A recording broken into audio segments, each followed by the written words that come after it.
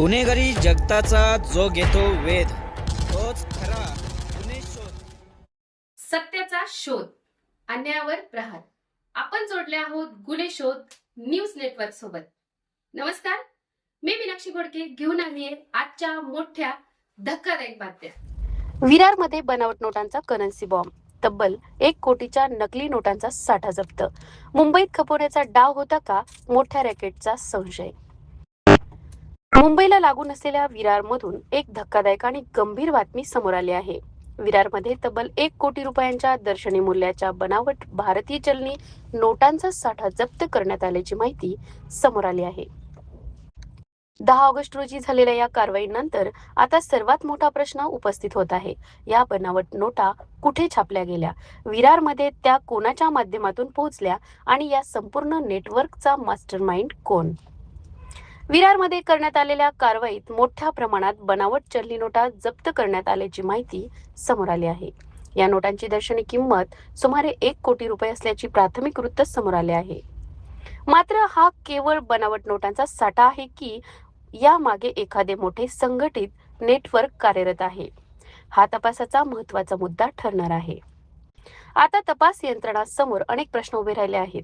या बनावट नोटांची छपाई नेमकी कुठे झाली, त्या विरारमध्ये कोण घेऊन आले, या व्यवहारामध्ये आणखी किती जण सहभागी आहेत आणि सर्वात महत्त्वाचे म्हणजे या नोटा मुंबई, पालघर आणि वसई विरार परिसरात चलनात आणण्याचा काही कट होता का. या सर्व प्रश्नांची उत्तरे तपासातून समोर येणे अपेक्षित आहे. मुंबईच्या दारातच बनावट चलनाचा मोठा साठा. विरार हे मुंबई महानगर क्षेत्राशी जोडलेले महत्त्वाचे ठिकाण आहे.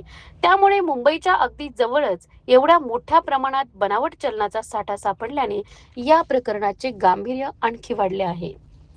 जर या नोटा बाजारात चलनात आणल्या गेल्या असत्या तर त्याचा फटका व्यापारी, व्यावसायिक आणि सर्वसामान्य नागरिकांच्या आर्थिक व्यवहारांना बसू शकला असता.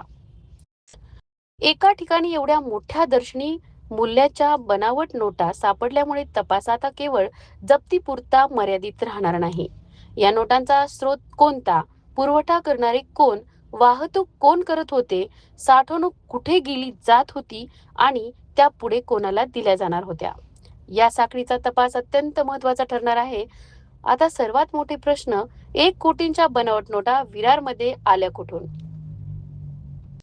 त्या कोणासाठी आणल्या गेल्या होत्या, मुंबईत त्या खपवण्याचा प्रयत्न होता का. या प्रकरणामागे स्थानिक नेटवर्क आहे की आंतर जिल्हा किंवा आंतरराज्य कनेक्शन. आणि सर्वात महत्त्वाचे प्रश्न, या संपूर्ण बनावट चलनाच्या खेळाचा मास्टरमाइंड कोण. विरारमधील या कारवाईमुळे बनावट चलनाच्या संभाव्य नेटवर्कचा एक धागा तपास यंत्रणाच्या हाती लागला आहे. मात्र या प्रकरणामागे नेमके किती मोठे जाळे आहे याचा उलगडा तपास पुढे गेल्यानंतरच होणार आहे. बनावट नोटांचा हा साठा कुठून आला आणि त्यामागे कोणाचे हात होते, याचा तपास आता महत्त्वाचा ठरणार आहे. या प्रकरणातील अधिकृत तपशील आणि तपासातून समोर येणाऱ्या प्रत्येक अपडेटवर गुन्हे शोध न्यूज नेटवर्कचे लक्ष राहणार आहे. मी मीनाक्षी घोडके, पाहत राहा गुन्हे शोध न्यूज नेटवर्क.